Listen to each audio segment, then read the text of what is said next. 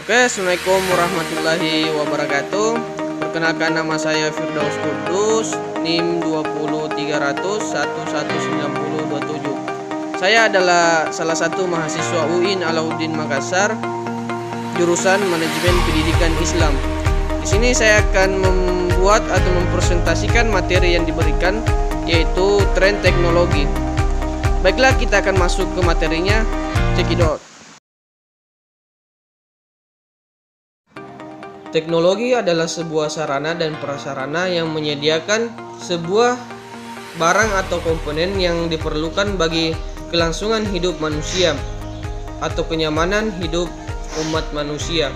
Biasanya penggunaan teknologi oleh umat manusia diawali dengan adanya perubahan sumber daya alam menjadi berbagai macam alat-alat. Seiring perkembangan teknologi mengalami perubahan makna menjadi sebuah benda yang tidak berwujud seperti software, metode pembelajaran, dan metode bisnis lainnya. Kita tahu bahwa di zaman sekarang ini teknologi bukan lagi sebagai bahan yang sulit dijumpai. Semua hal saat ini telah bergantung pada teknologi canggih. Para pemuda zaman sekarang memang dituntut untuk mengikuti perkembangan teknologi. Para pemuda-pemudi zaman sekarang dipersiapkan untuk memahami teknologi. Memahami di sini berarti mengerti dan mengikuti perkembangan teknologi secara baik atau secara sehat. Karena seiring zaman yang maju, kemajuan itu membawa dampak baik dan buruk bagi kepribadian masyarakat secara khusus dan negara atau bangsa secara umum. Dengan alasan tersebut, kita sebagai penerus bangsa perlu kiranya menambah pengetahuan tentang perkembangan teknologi agar tidak ketinggalan dalam hal wawasan teknologi. Oke, saya akan kembali di makalah saya, yaitu perkembangan teknologi atau tren teknologi. Di sini saya akan membacakan beberapa tren teknologi di tahun ini. Terlebih dahulu saya akan membacakan perkembangan teknologi pada tahun 2020 ditandai dengan terobosan kecerdasan buatan atau AL, komputasi awan, blockchain, dan data intelijen, dan 5G generation atau 5G. Di sini saya akan membahas atau memaparkan beberapa tren perkembangan teknologi di tahun ini. Yang pertama adalah teknologi AL akan berkembang dari sebelumnya hanya kecerdasan perseptual menjadi kecerdasan kognitif. Sejauh ini AL atau kecerdasan buatan telah melampaui batas manusia di bidang kecerdasan perseptual seperti munculnya teknologi speech to text, kemampuan memproses bahasa alami, pembahasan video, dan sebagainya.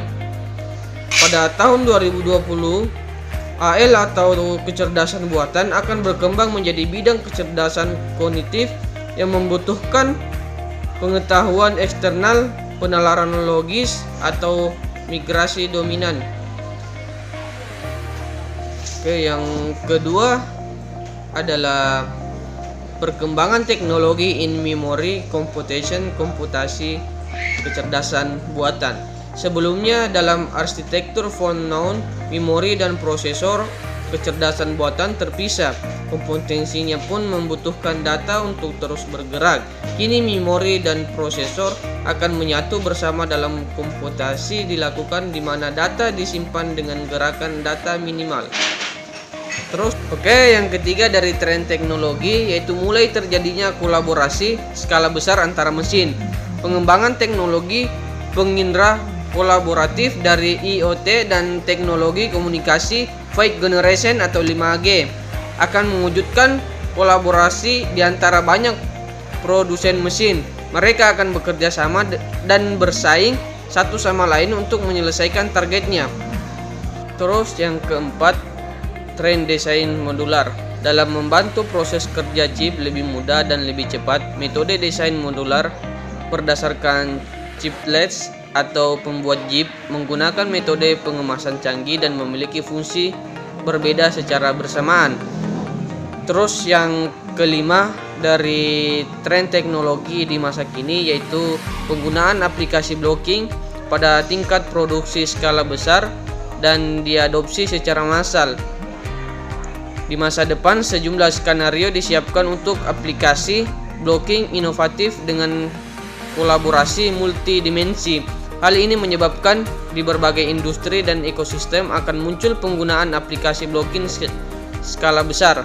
Mungkin itu saja dari tren teknologi yang bisa saya bawakan. Oke, itulah tadi beberapa tren teknologi di tahun ini yang bisa saya paparkan. Di sini saya akan melanjutkannya, yaitu dampak positif dan dampak negatif dari adanya tren teknologi atau perkembangan teknologi. Di sini saya akan memaparkan atau menjelaskan dampak positif dengan adanya tren teknologi. Yang pertama itu pertukaran sebuah informasi menjadi lebih cepat dan tepat. Terus yang kedua, memudahkan pekerjaan. Terus yang ketiga, pekerjaan yang dapat dilakukan oleh satu orang menjadi lebih efisien dan efektif. Terus yang keempat adalah sistem pembelajaran dapat dilakukan secara online tanpa harus bertatap muka. Terus dampak negatif dari tren teknologi yaitu masuknya budaya luar yang tidak mudah diterima oleh anak di Indonesia.